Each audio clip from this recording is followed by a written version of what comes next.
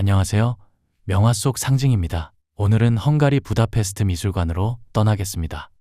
헝가리는 동유럽의 중심에 위치해 있으며 과거 공산권 국가였던 역사적 배경 때문에 프랑스나 이탈리아 같은 서유럽 국가들에 비해서는 우리에게 조금 낯설게 느껴질지도 모릅니다. 하지만 이 헝가리의 수도 부다페스트만큼 예술을 뜨겁게 사랑하는 도시가 또 있을까요?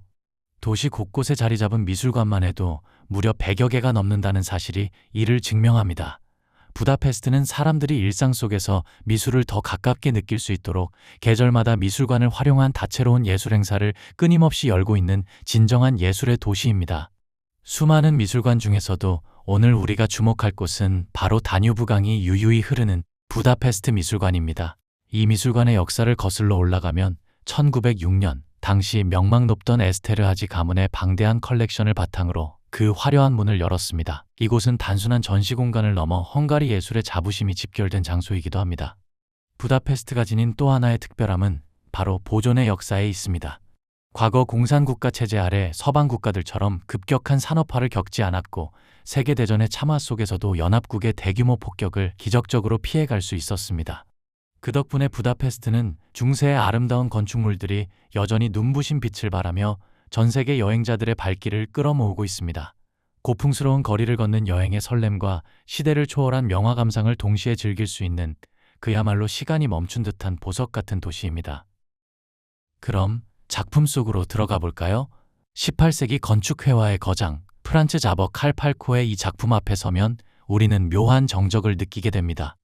사실 이 거대한 구조물에 대한 기록은 베일에 쌓여 있습니다. 화가가 활동하던 당시 이런 가상의 건축물을 그리는 카프리초 양식은 흔히 화가의 개인적인 예술적 실험이기에 구체적인 설명이 남아있지 않습니다. 하지만 설명이 없다는 것은 역설적으로 이 그림의 상징을 찾아가는 과정이 온전히 여러분과 저의 몫이라는 뜻이기도 합니다. 이 작품을 이해하기 위해 가장 먼저 알아야 할 것은 바로 카프리초 양식입니다. 이 양식의 두드러진 특징은 거대한 건축물에 비해 인물들을 개미처럼 아주 작게 그려낸다는 점입니다.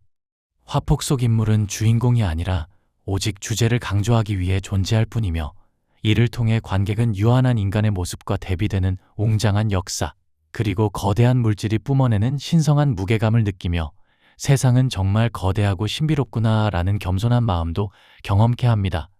오늘 소개해드리는 이 작품에서 인물들의 얼굴이 보이지 않을 정도로 작게 묘사된 것을 볼 수 있는데요. 이는 화가의 치밀한 계산으로 보입니다. 관람객이 개별 인물의 사연에 매몰되기보다는 우선 화면 전체가 뿜어내는 압도적인 분위기에 온전히 몰입케 하려는 의도인 것 같습니다. 그러나 작가의 진정한 의도는 이 작은 인물들에 집중되어 있습니다. 크기의 대조입니다. 그림 속에는 딱 3부류의 인물군만이 등장합니다. 왼쪽 하단 끝에 소녀, 중앙 기둥 그림자 속에 한 남자, 오른쪽 끝에 예수님과 한 명의 제자, 그리고 오늘의 주인공인 여인입니다. 예수의 소문을 듣고 무리 가운데 끼어 뒤로 와서 그의 옷에 손을 대니, 기록 원문에는 수많은 인파가 등장하지만 화가는 인물을 최소화하는 대표성을 선택했습니다. 그만큼 인물보다는 폐허가 된 건물을 강조하고 싶었던 모양입니다. 미술사에서 고대의 폐허는 흔히 구약의 율법 혹은 무너져가는 과거의 질서를 상징합니다. 인물들 위로 솟아난 이 압도적인 돌덩어리들은 12년 동안 여인을 부정한 존재로 낙인 찍고 짓눌러온 차가운 당시 유대사회의 비뚤어진 관념 구조와 낡은 율법의 무게를 시각적으로 보여준 것입니다. 그곳에 인물들이 살아갑니다. 이제 화가가 설계한 시간의 길을 따라가 보겠습니다. 보이지 않는 선에 담겨 있습니다. 화가는 1.2 시도를 활용해 왼쪽에서 오른쪽으로 갈수록 건물이 커지도록 배치했습니다. 왼쪽 하단, 폐허 속으로 막 발을 내딛는 활기찬 소녀를 주목해 주십시오. 그녀는 활발한 몸동작과 손동작을 취하고 있는데 이는 혈루증 증상이 나타나기 전 꿈 많던 12년 전 여인의 소녀의 과거 모습으로 해석됩니다. 반대로 오른쪽에서 주님을 만나고 있는 여인은 현재의 모습입니다. 과거와 현재의 시간대가 담긴 대조법입니다. 즉, 화가는 이 여인의 전 생애를 한 폭의 그림에 담아낸 것이죠. 왼쪽 끝에서 오른쪽 끝까지의 이 공간적 간격은 여인이 혈루증을 앓으며 견뎌온 12년이라는 고통의 시간입니다. 만약 오늘 그녀가 예수님을 만나지 못했다면 그녀의 남은 인생은 그림 밖으로 이어지는 저 무한한 폐허처럼 끝없는 고통의 연속이었을 것입니다. 선에 담긴 더 세밀한 상징을 찾아볼까요? 아치형 문에 집중하십시오. 이 아치형문은 도상학적으로 여성의 성과 자궁을 상징하기도 하는데요. 여기서는 여인을 12년 동안 괴롭혀온 병의 근원인 혈류를 상징하는 장치로 쓰였습니다. 고전 회화의 특징인 읽는 그림입니다. 위 화면의 왼쪽 끝, 이제 막 고통의 문으로 들어서는 어린 소녀의 곁을 주목해 보십시오. 그곳에는 차가운 대리석 기둥들이 날카로운 화살처럼 솟아 있습니다. 이는 도상학적으로 12년 동안 여인을 옥죄어온 사회적 비난과 매정한 시선들을 시각화한 것입니다. 비난과 육체의 고통의 시작을 알립니다. 하지만 시선을 오른쪽 끝으로 옮겨 주님 앞에 엎드린 여인의 앞날을 바라보십시오. 놀랍게도 그곳에는 더 이상 그녀를 가로막는 기둥도 비난의 화살도 존재하지 않습니다. 화가는 여인이 고침을 받은 이후의 공간을 아예 기둥을 생략한 채 깊은 어둠으로 처리했습니다.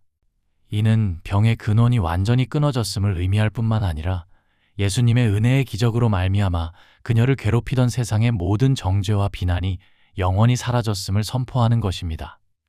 고통이 시작되는 지점에는 날카로운 기둥을 배치하고 치유가 완성된 지점에서는 그 기둥조차 지워버린 화가의 치밀한 설계가 돋보이는 숨은 도상으로 해석합니다.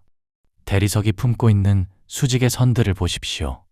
이 단단함과 웅장함에서 느껴지는 질량의 무게감 속에 수직으로 쏟아지는 화살들은 여인이 12년 동안 겪은 삶의 무게이며 동시에 그녀를 옥죄며 살게 했던 사회와 이웃들의 비난의 화살이기도 합니다. 한편 기둥 뒤 어둠 속에서 은밀히 주님을 지켜보는 남자는 여인을 정죄하던 바리새인을 상징하듯 차갑고 교활하지만 여인은 그 모든 시선을 뒤로하고 주님의 옷자락을 붙잡았습니다. 병의 근원이 온전히 치유되었음을 감지한 여인은 눈앞의 분이 진짜 하나님이심을 깨닫고 경외심에 두려워 떨며 엎드려 있습니다. 여자가 자기에게 이루어진 일을 알고 두려워하여 떨며 와서 그 앞에 엎드려 모든 사실을 여쭈니 이제 작품을 떠나야 할 시간입니다. 세상의 벽은 대리석처럼 차고 단단해 보이지만 주님의 옷자락 앞에서는 그저 허물어지는 폐허일 뿐입니다. 낡은 율법의 시대가 무너지고 치유의 복음이 시작되는 이 폐허의 끝에서 관객으로 서 있는 우리들의 삶에도 온전한 구원과 치유가 임하시기를 기도합니다. 이 작품 앞에 서면 처음엔 그저 건축물 그림인가 싶어 발길을 옮기기 쉽지만 내용을 알고 대하면 훨씬 깊은 감동이 느껴지는 귀한 명화입니다. 동유럽 헝가리 부다페스트를 방문하신다면 꼭 이 작품을 만나보시기 바랍니다. 이 작품의 해석과 분석이 마음에 드셨다면 좋아요와 구독으로 응답해 주시고 다음 그림 여행에도 동행해 주십시오. 세상에 흩어진 명화를 찾아 떠나는 그림 여행, 명화 속 상징 제공이었습니다. 발길 돌리면 곧 중세로 향하는 길목, 유럽에서 인사 전합니다. 감사합니다.